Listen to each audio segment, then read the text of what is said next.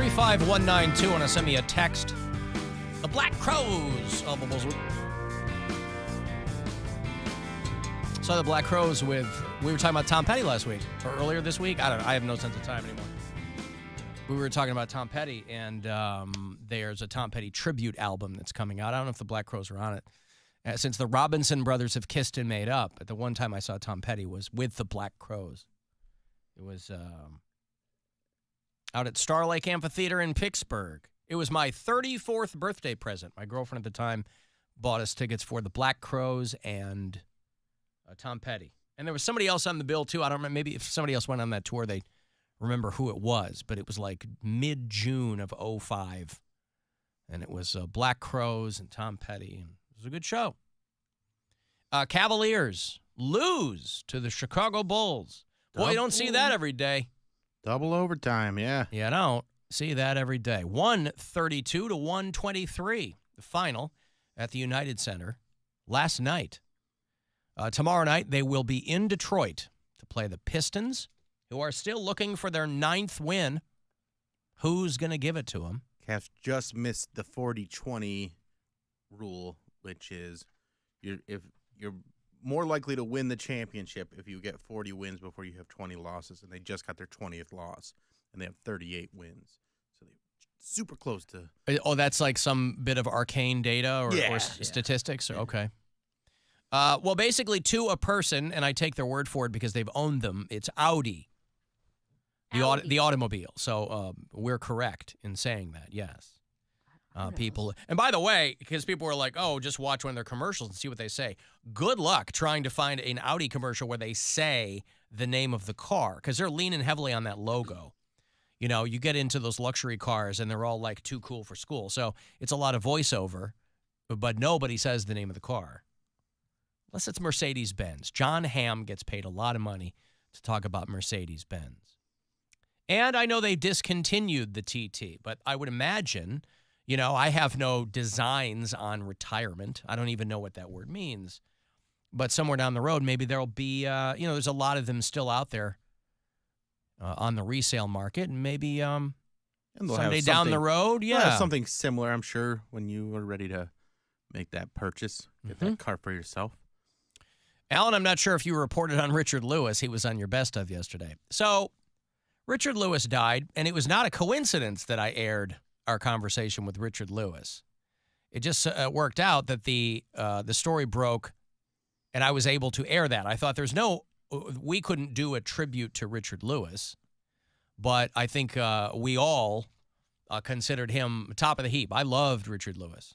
Great guy. Going very all funny the guy. way back. Yeah. Very funny guy. It was cool to when he was in here. That was one of my landmark You had just moments. joined on the show. I had just joined the too. show. Yeah. I think he was one of the first people we had on the show since I joined the show, and I was so excited to meet him. He was great. So one person had emailed me asking if I was in the Illuminati because they heard the Richard Lewis segment yesterday on the Sum Up show before they heard that he died. And I was like, no, that wasn't coincidental. When we got the news that Richard Lewis died, I'm like, oh, I'm going to swap out a segment here and air the one conversation with Richard Lewis. I worked with him 20-odd years ago at the Pittsburgh Improv, but I had never had him on the program other than just that one time.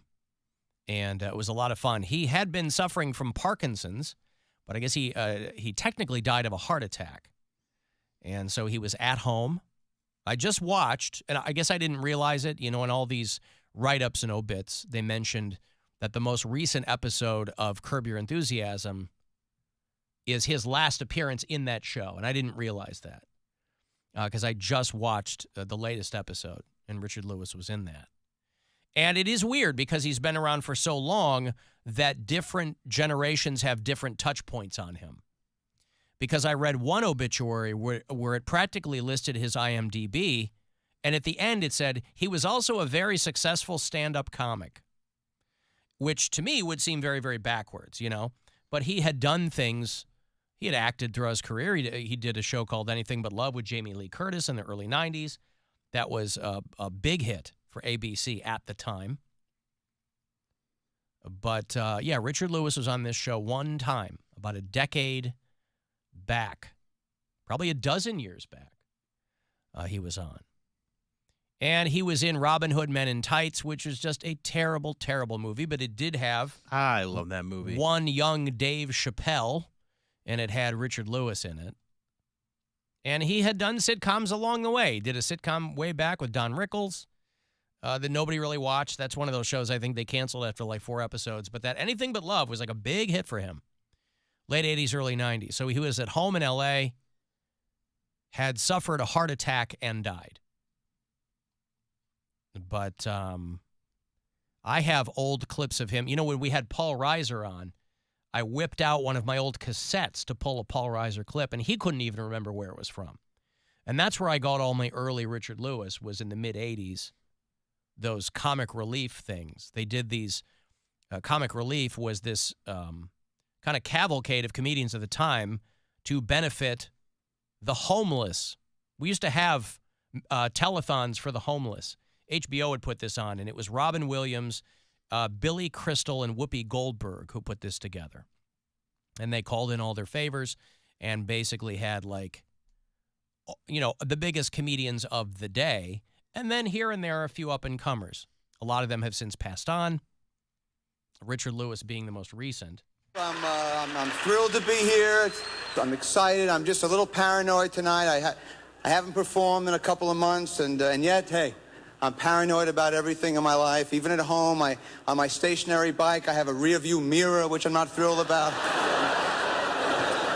And sadly, my last shrink, she retired about a week ago. I'm freaked out, and it was sort of a nightmare. She was only 24. I guess I burned her out real fast, and the last session was unbelievable. She set herself on fire. She ran out of the session going, "No mas, no mas," you know.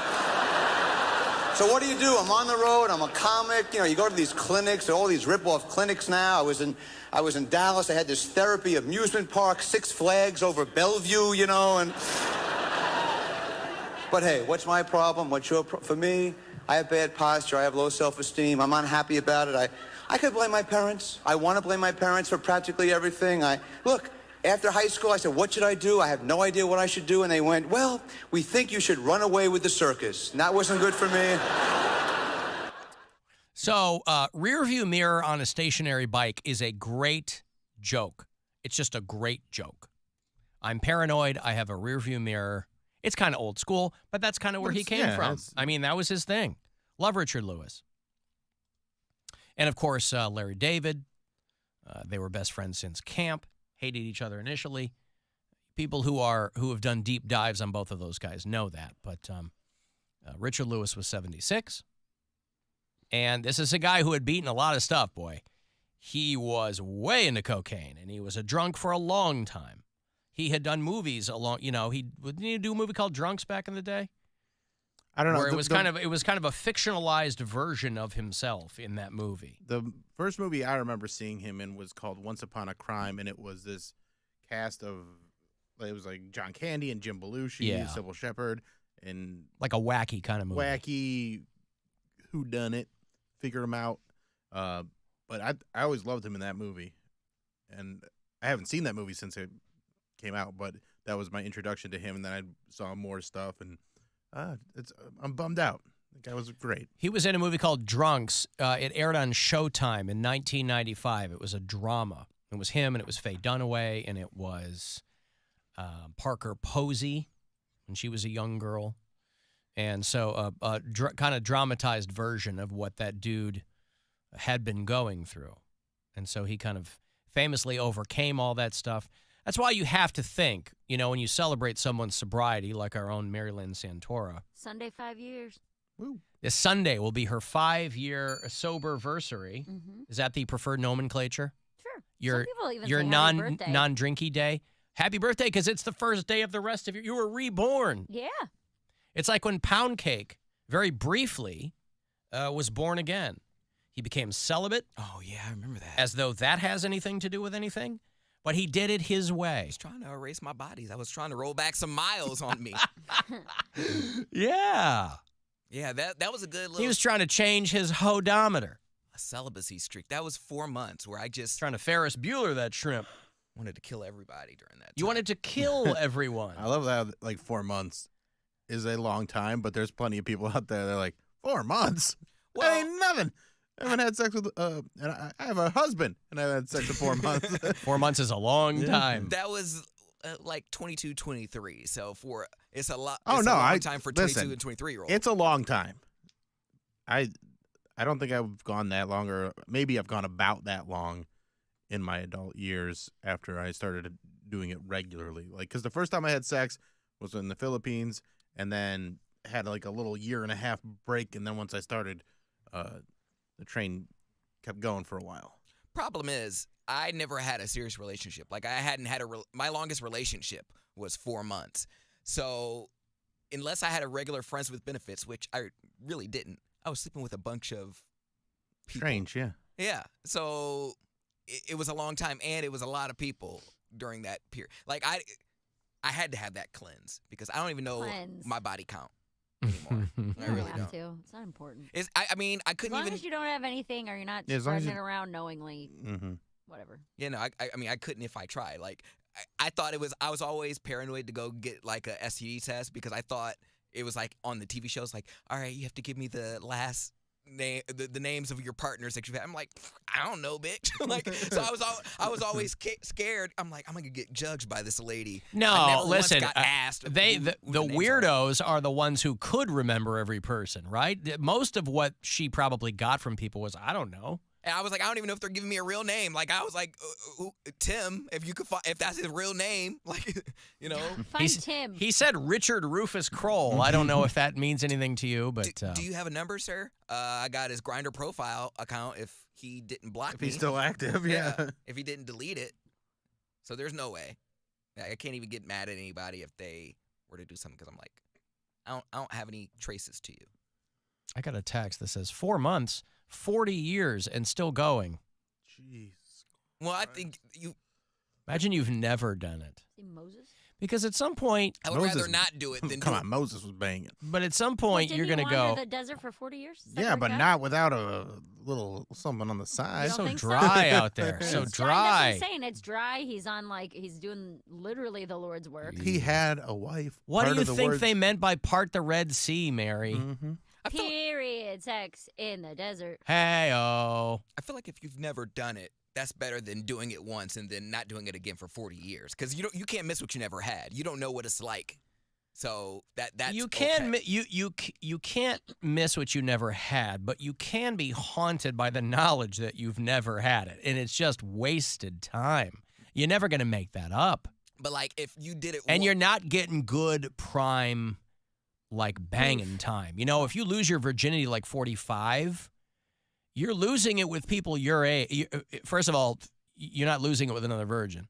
You're having sex with people your age. I was like, go get a prostitute at that point. Like if you want it that bad, it's obtainable. Maybe they don't. You- Some people are asexual. You get on the internet. You can go to Vegas or some part of Nevada where they have it's attainable. Like ugly people, gone are the days where ugly people can't get laid. You can get an ugly hoe in Northeast Ohio. You don't have to go to Vegas. But I'm saying if I you actually heard that want if you make pretty an ugly woman your wife, you're actually going to have a happier life. Yeah, that's what I heard too. One final note on Richard Lewis before we move on from him. He and John Candy were in John Candy's last movie. Remember that one? Oh yeah, Wagons East. Wagons East. That's an underrated movie. I John think. Candy had a heart attack in the last days of the film's production. And talk about underrated, it is one of the rare movies that has 0% on Rotten Tomatoes. Nobody liked that movie. Maybe I just like it because I love John Candy. And I his liked last it. I mean, movie. I was younger, It's and it a was stupid. It's a hilarious premise. It's that they all went west and they're like, this sucks. Yeah. Let's go back east. It's all this stuff is undeveloped and it's so much work. Let's go back. We're getting attacked by Indians. Yes. Let's go back east. Yeah. Yeah, this Jimmy Soul, he had it right, man. You make an ugly woman your wife, you'll be happy. If you wanna be happy for the rest of your life, never make a pretty woman your wife. So from my personal point of view, get an ugly girl to marry you. A pretty woman makes her husband look small, and very often causes his downfall. As soon as he marries her, then she But if you make an ugly woman your wife, you'll be happy for the rest of your life. An ugly woman cooks meals on time. She'll always give you peace of mind. If you want to be happy for the This guy died young, too. Jimmy Soul, he's a big cocaine head when he got popular. And cokehead, and he died of a heart attack. He was in his mid-40s, but he sold 1 million copies of this song. I mean, people weren't selling 1 million records that frequently back then. But it's I think it's essentially a cover song. But anywho, there's that. No, but I digressed there. When you're celebrating someone's sobriety, like our own Maryland Santora, will be celebrating 5 years this Sunday. Simply nobody know how many months that is, but down the road, we could be seeing her performing a fictionalized version of her younger self, a la Richard Lewis in the movie Drunks. Drunky drunk. It could be Drunks 2. Here comes Mary Lynn. I don't know. Late But for court red. I'll let you work out the particulars. But, yeah, Richard Lewis, that's a real bummer. You knew it was going to, he hasn't looked good in a while, so at least you were visually prepared for that to happen. I mean, you figure he was on Curb Your Enthusiasm and probably getting the best hair and makeup people, in the biz. But he kept the long hair his whole life. He was always, I don't think he ever married, but he was, dating, by his own admission, dating women out of his league for a long, long time. Actually, he did marry. I think he was married when he died. He might have gotten married a while back, but Richard Lewis is pretty solid. Ugly Man Marriage song, the same bedbug guy? No, I don't think so. Ugly Woman. The original, I think that original bedbug song, it's called it's called Transformation or something. It's Harry Belafonte did the original bedbug thing. Oh, they sounded the same. Well, everybody's singing in that kind of doo-wop, island vibe. They all kind of sound the same. Yeah. But Ugly Woman is a calypso song. So this guy took that same kind of meter and did something with it. I don't know what the original Ugly Woman sounds like, though. I think it was a Jamaican band. Roaring Lion from 1934 did Ugly Woman. This was a guy who called himself Roaring Lion. I don't know if he's a Rasta artist or what. Anytime. And I'm getting you.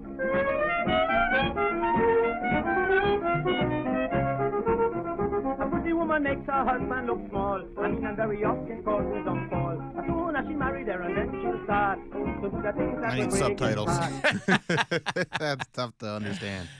Well, the recording process was quite rudimentary back then, and you can leave messages. People like to do it. We're gone for a couple days or weekend or whatever. The after hours line is always there for you. It's 216-986-8903. Hello. Tom Petty sucks. And Ouch. here's my impression of him. Tonight we rain around. Any old song. Dude, Tom Petty's so good that just listening to this guy do an impression of him Maybe you want to hear Tom Petty. rocks. I know. I wish that guy'd sing the whole song. Tonight we rain around. Any old song. Yeah, he didn't know what he's doing. Son of a bitch. Great song. You Wreck Me, Baby, off of Wildflowers. Brand new Tom Petty here at 100.7 WMMS. My wife walked down the aisle to Wildflowers from Tom Petty when we got married. Beautiful song, beautiful album. Beautiful man who was brought low by his addictions. Well, some people can escape, some can't. Some people, like our own Maryland Santora, celebrating 60 months sober on Sunday. Whoa, Able to do it. You figured it out. I had somebody working under the table here doing the math for me. All right, I got a break. If you want to send a text, 35192. AlanCoxShow.com. You're a Pink Floyd fan. You're not going to see them, but the Gilmore Project is celebrating the 50th anniversary of Wish You Were Here, and they're coming to Cleveland this summer. I'll have tickets for you after the break. It's the Alan Cox Show. On our free iHeartRadio app and your favorite smart device. Just tell it to play the Alan Cox Show. On iHeartRadio.